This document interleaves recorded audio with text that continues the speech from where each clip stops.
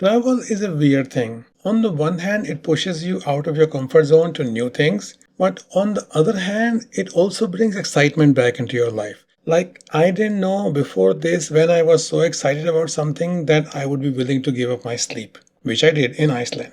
Stay with me and I'll tell you the whole story.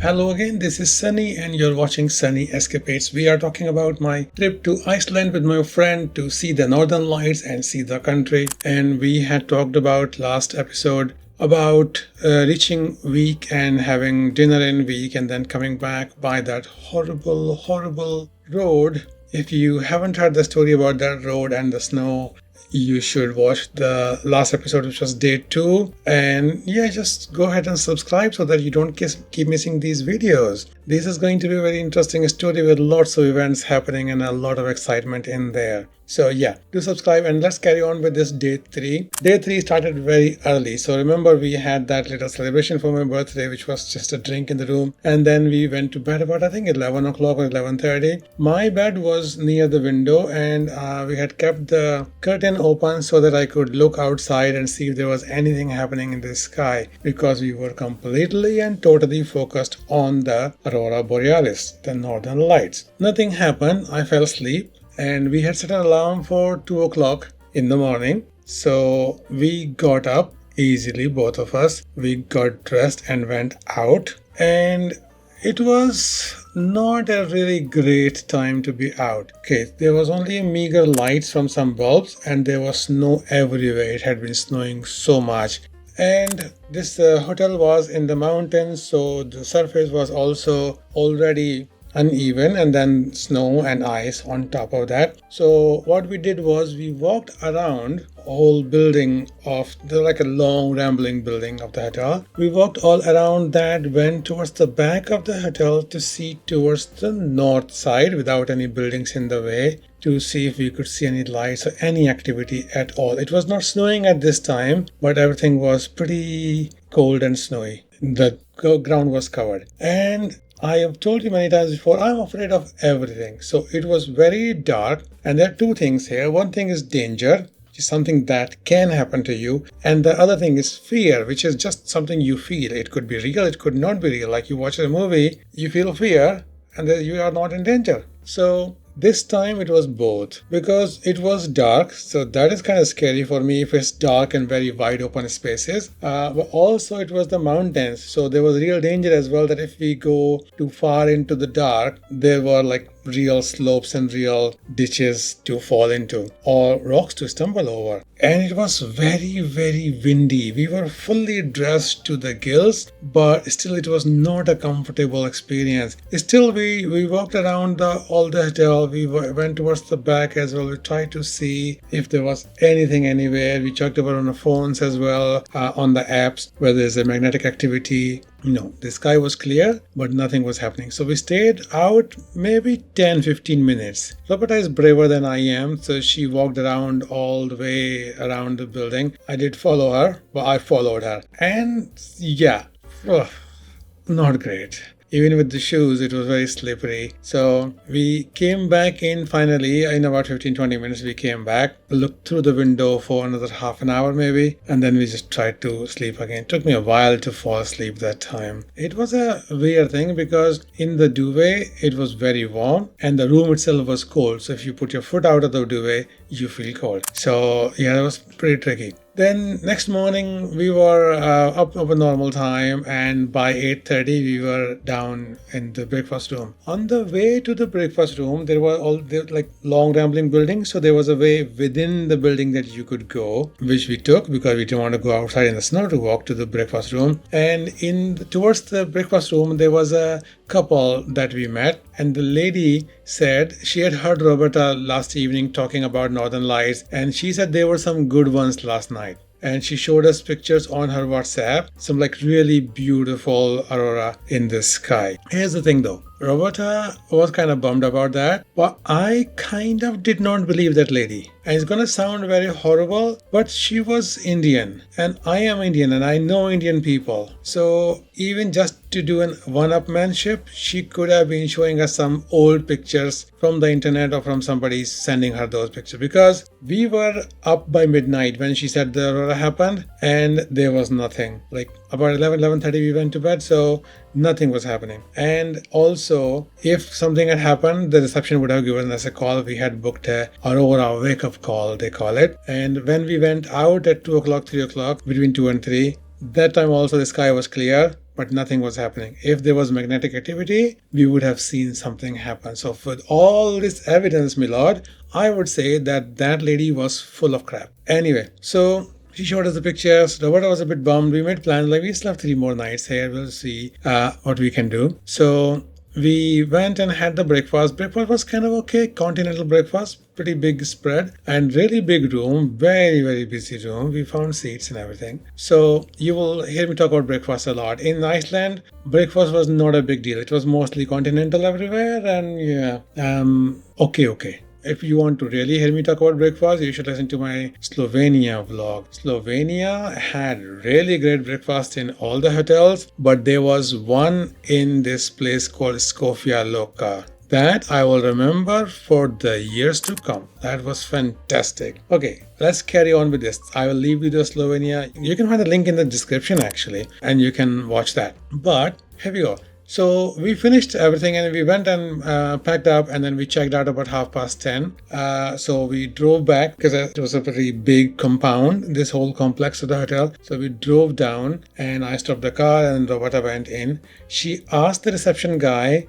When she came back, she told me that she asked the reception guy if there were any auroras last night, and he said there was nothing last night. So that's another evidence. So in view of all the evidence and witnesses, yeah, I would say that lady was just trying to, whatever. Anyway, so from there, we went to this lighthouse, which overlooks the Black Beach. It was very windy on there, and it was very cold, and it had been raining off and on, and even now it was raining, and the sea was very strong, so we could see the beach from there, the Black Beach, but the Black Beach was kind of empty because I think it was closed at the time. It was very strong, the sea was very strong, it was very rough, lots of waves going on. So I would not be surprised if there were no people, and I would not be surprised if they were actually closed officially.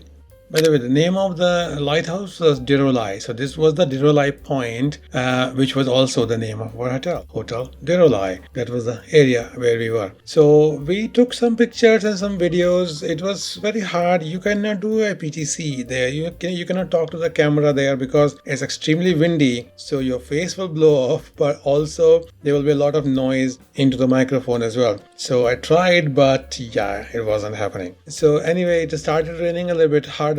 So we thought, okay, it might be time to carry on, move on to the next spot. The next stop was my favorite spot in this, and this is called Solheim Sander Plane Wreck. Solheim Sander is the name of the place. This is the plane wreck, and I think this is the unique thing that you won't find anywhere in the world. It's a plane that wrecked there. It was a DC-3 that crashed there in 1973, and it has just been there on that Black Beach the whole time. It's a good story because everybody from that, it was like a commercial flight, everybody from that flight survived, nobody was hurt. So it's kind of like a story of hope that, if you have your life left, nobody's going to kill you. So we had to go and park there because there's a spot. It was only like 18 minutes drive from our Dirolai point, and then we parked in that very, very wet, puddly kind of car park. It was paved, but it was very wet because it was raining very hard. And we parked there and we stopped there for a while. I think we were trying to wait for the rain to stop. It was raining pretty bad, and we knew we would have to be outdoors to look at that plane, and we thought if we can wait for a little bit and it stops. There's a shuttle that goes from that point, from the parking to the actual plane side, so you are not allowed to drive. And be thankful for once that you are not allowed to drive, because that whole terrain is very rough and it's very uneven, and you have like pebbles, black pebbles kind of a beach. So I did not want to drive there anyway. And you can walk there in about 45 minutes to the plane from the parking. But in this weather, we did not even entertain the notion of walking. But we waited about half an hour because the shuttle goes every half an hour. No, the rain was not stopping. We paid there for parking £5.71. Was not surprised. I think it was about an hour that we paid for.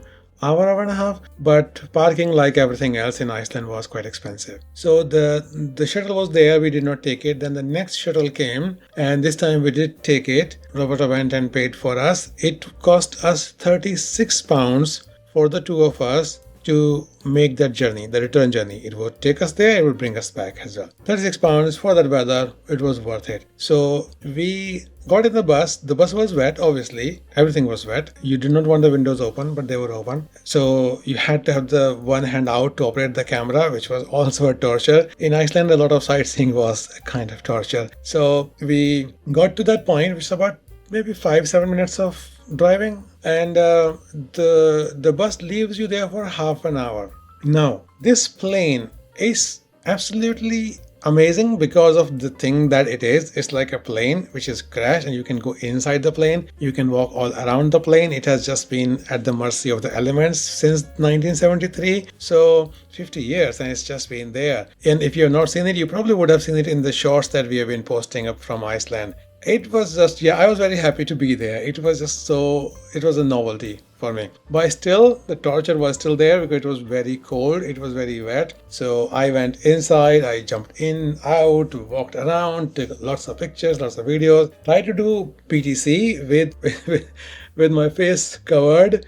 And everything, which was weird and stupid, but I thought I could dub it later. Anyway, so the half an hour that you get there is more than enough. Especially in that weather, you don't want to stay there more than that. So we were back maybe about 20 minutes after we got there. We started walking back towards the spot where the bus had dropped us. It's like a very long sprawling beach, so there was a milestone kind of a thing that they had made with tires or something, where you can see that okay, this is where the bus dropped us, otherwise you will get lost there. There was a beach there as well, but yeah, in that weather nobody cared. So we got there and we waited about 5-7 minutes, I think, and then the bus came and we went back. So I was happy with that. Even with £36 and the £5.71 for the parking, it was money well spent. Okay, so once we were done from that, then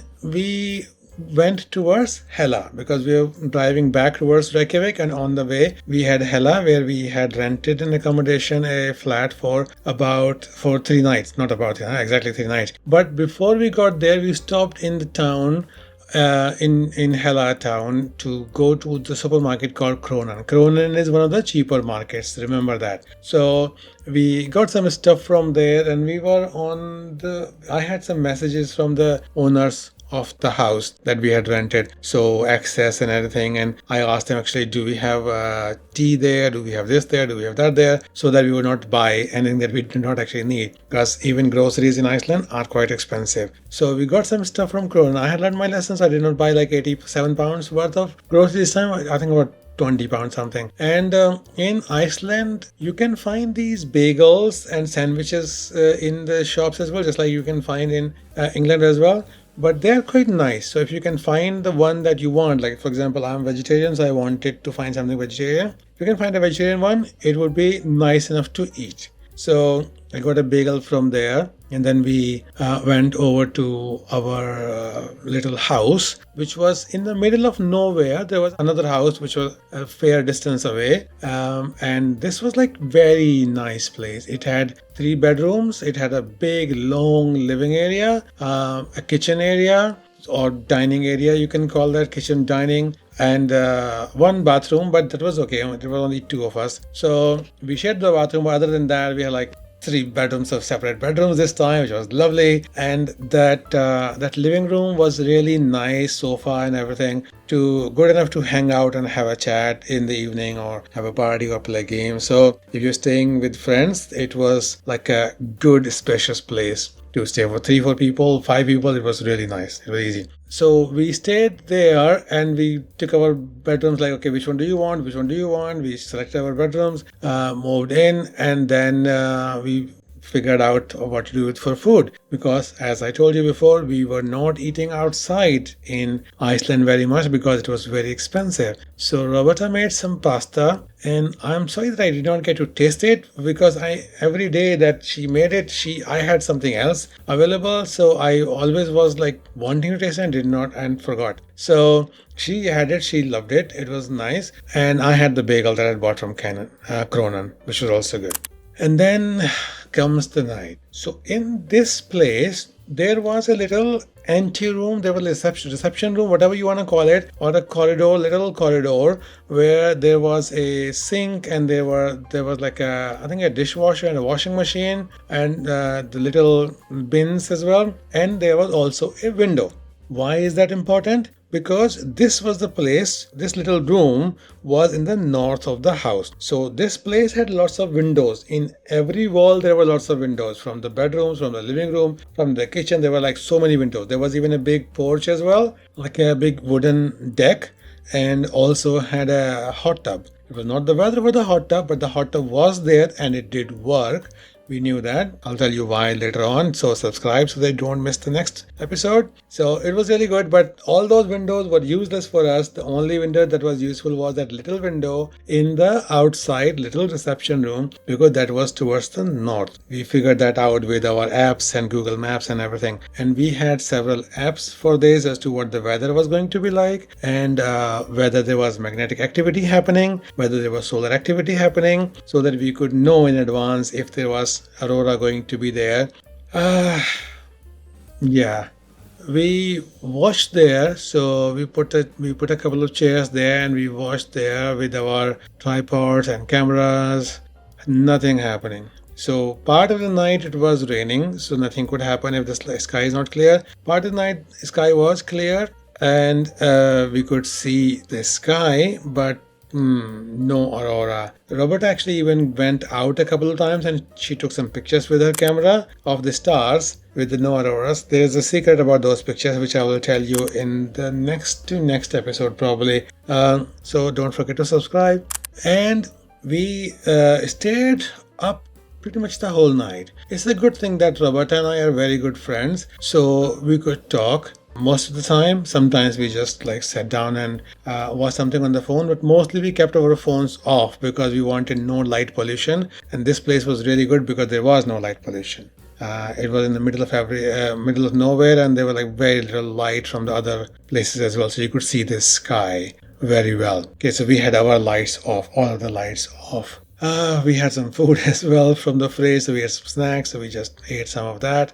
So it was a long night vigil, but there was no aurora to speak of. In the morning, finally, Roberta went to bed. She told me if I wanted to stay up, and then if I see anything, I should call her, because the sun comes up very late, about 8 o'clock or something. I stayed up till about 7 o'clock in the morning. Nothing was happening. So ultimately then I went to bed about 7:30. Yeah, stayed up all night looking for something. That's why I'm saying I can't remember when was the last time that I stayed up for something, like waiting for something, because I'm not the kind who goes to concerts and stuff and camps out. The only time if you go out to a club and dance something, you're coming back about 2 o'clock, 3 o'clock in the morning.